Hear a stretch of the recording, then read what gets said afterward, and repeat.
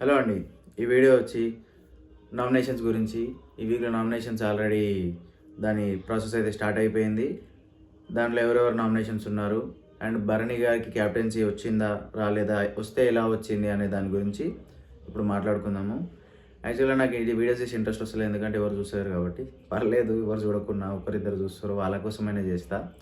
ఫ్యూచర్లో నన్ను నేను చూసుకొని ఇక నన్ను ఉంటుందని చెప్పి చేస్తున్నా. సో మెయిన్ మ్యాటర్కి వస్తే, ఆల్రెడీ నామినేషన్స్ గురించి చూసుకున్నట్టయితే బిగ్ బాస్ అయితే నామినేషన్ ప్రాసెస్ స్టార్ట్ చేసిండు.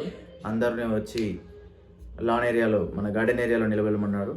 అందరూ గార్డెన్ ఏరియాలో నిలబడ్డ తర్వాత బిగ్ బాస్ అయితే అనౌన్స్ చేశాడు ఆల్ ఆర్ నామినేట్. ఈ వారం ప్రతి ఒక్కరు నామినేషన్లో ఉన్నారు, కళ్యాణ్ పడాలతో సహా అని.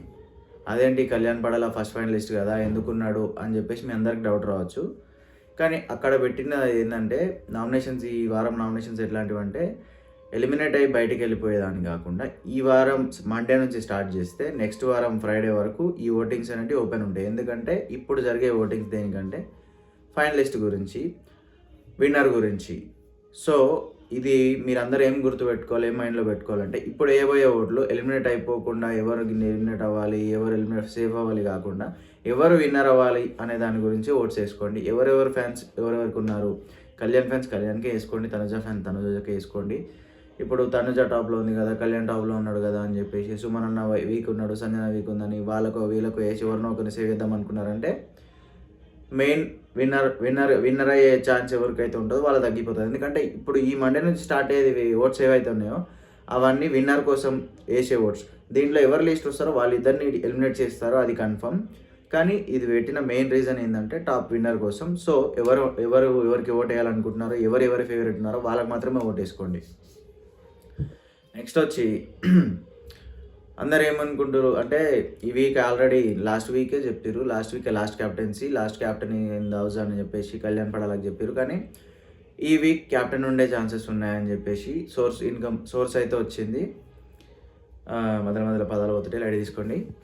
సోర్స్ అయితే వచ్చింది ఏంటంటే, ఇప్పుడు ఎవరైతే భరణి గారు ఇంకా అవ్వలేదు, హౌస్లో ఉన్న మెంబర్స్లో భరణి గారు ఒకరు ఇంకా క్యాప్టెన్ అవ్వలేదు కాబట్టి భరణి గారికి క్యాప్టెన్ అయ్యే ఛాన్స్ బిగ్ బాస్ ఇచ్చాడని చెప్పేసి అయితే సోర్స్ ఉంది లోపల నుంచి. అంటే ఏదో గేమ్ పెట్టారు అని చెప్పి దాంట్లో విన్ అయితే క్యాప్టెన్ వస్తుందని ఒక సోర్స్ ఉంది. అందరు కలిసి కళ్యాణ్ పడాల క్యాప్టెన్ వైజ్ తీసేసే టైంకి అందరూ హౌస్లో అయ్యారు, భరణి గారు అవ్వలేదు అని చెప్పేసి దాన్ని అందరూ కలిసి బిగ్ బాస్ని రిక్వెస్ట్ చేసినట్టు, బిగ్ బాస్ దాని గురించి ఆలోచించి భరణికి లాస్ట్ వీక్ క్యాప్టెన్ ఉండే ఛాన్స్ ఇచ్చినట్టు మనకైతే సోర్స్ ఉంది. ఇది ఫస్ట్ టైం ఏం కాదు, మనం ఆల్రెడీ చూసుకున్నట్టయితే లాస్ట్ ప్రశాంత్, మనకు తెలుసు కదా, ఫార్మర్ రైతు బిడ్డ, ఆ సీజన్లో ఉన్నప్పుడు అమర్దీప్కి కూడా లాస్ట్ మూమెంట్లో సార్ నేను క్యాప్టెన్ అవ్వలేదు, ఒక్కసారి క్యాప్టెన్ అవ్వాలని ఉన్నానంటే లాస్ట్ వీక్లో క్యాప్టెన్సీ బ్యాచ్ ఇచ్చి క్యాప్టెన్ చేశారు. కానీ ఇక్కడ భరణి అడగలేదు, హౌస్మేట్స్ వాళ్ళంతలో వాళ్ళు ఇచ్చారు అన్నట్టు తెలుస్తుంది.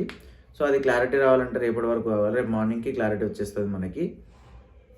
అండ్ నామినేషన్స్ వచ్చినట్టయితే మనం చూసుకున్నట్టయితే ప్రజెంట్ అయితే బాగా స్ట్రాంగ్గా ఉండి ఎలిమినేట్ అవ్వరు అనే క్యాండిడేట్స్ అయితే ముగ్గురు అయితే కన్ఫర్మ్గా అందరికి తెలిసిన విషయమే. First Tanuja, second Kalyan, third Emmanuel. వీళ్ళు ముగ్గురు అయితే అసలు ఎలిమినేట్ అవ్వరు. స్ట్రాంగ్ ఓట్ బేసింగ్ ఉంటే టాప్ 3లో వీళ్ళైతే పక్కా టాప్ 3, వీళ్ళకైతే గట్టి బేస్ ఉంది, ఓట్ బేస్. వీళ్ళైతే అసలు నామినేషన్స్కి బయట అంటే ఎలిమినేట్ అయ్యే ఛాన్స్ అసలు లేదు. ఇంకా కొద్ది గొప్ప ఇంకా ఛాన్స్ ఉందంటే డెమోన్ పవన్కి. ఇంకా మిగిలిన ముగ్గురు ఎవరైతే ఉన్నారో సంజన, భరణి, సుమన్, వీళ్ళ ముగ్గురికి అయితే చాలా డేంజర్ జోన్. వీళ్ళ ముగ్గురులో ఎవరు వెళ్ళిపోయినా మనం ఆశ్చర్యపోవాల్సిన అవసరం లేదు, ఎందుకంటే వాళ్ళు ఎవరికి కూడా ఓట్లు సరిగా పడట్లేదు. సో మీరు మీ మైండ్లో పెట్టుకోవాల్సింది ఏంటంటే, ఓట్లు వేసేటప్పుడు ఎవరు గెలవాలనుకుంటున్నారో వాళ్ళకి మాత్రం మీరు ఓట్లు వేయండి. అండ్ ఇంకో విషయం, నామినేషన్స్ పద్ధతి అందరూ ఒకరినొకరు నామినేట్ చేసుకోవాలి, ఒకరు పాయింట్స్ చెప్పుకోవాలి అనేది అట్లాంటిది ఏమీ లేదు. అందరూ నామినేట్ అయిపోయారు, పాయింట్స్ చెప్పాల్సిన అవసరం లేదు, ఎవరు పాయింట్స్ ఎత్తుక్కోవాల్సిన అవసరం లేదు. ఇది మెయిన్గా ప్లేస్ వరకు ఏంటంటే సుమనకి ఈసారి పాయింట్స్ ఎత్తుకోవాల్సిన అవసరం లేదు. ఆల్రెడీ భరణి, సుమన్ ఇద్దరు కూర్చొని మీరు ఆలోచించుకునేయండి, వాళ్ళే మనకు పాయింట్లు ఇస్తున్నారు అని చెప్పేసి ఒకరితో ఒకరు మాట్లాడుకోరు. సంజనాకి ఇద్దామని గట్టే ఫిక్స్ అయిపోయింది సుమన్ భరణి. కానీ ఏం చేద్దాం, బిగ్ బాస్ అట్లా రాసిండు, అందరు నామినేట్, ఎవరు పాయింట్స్ చెప్పాల్సిన అవసరం లేదు అని చెప్పేసి.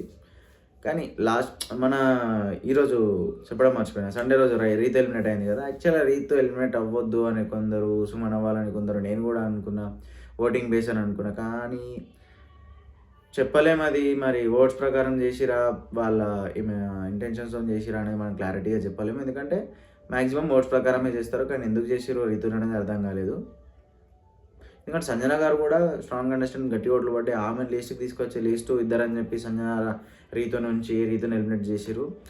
మరి ఆ విషయంలో మీ ఒపీనియన్ ఏంటో చెప్పండి. నాకైతే అది ఫెయిర్ కాదనిపించింది. సుమన్ అన్న వెళ్ళాల్సిన టైంలో అంటే సుమన్ అన్న లాస్ట్ గేమ్ గట్టిగా ఆడిండు, అన్ని గేమ్స్ ఆడిండు, అందుకే ఓట్స్ పడ్డాయి అని అనుకున్నా కూడా రీతు కూడా గట్టిగానే ఆడింది.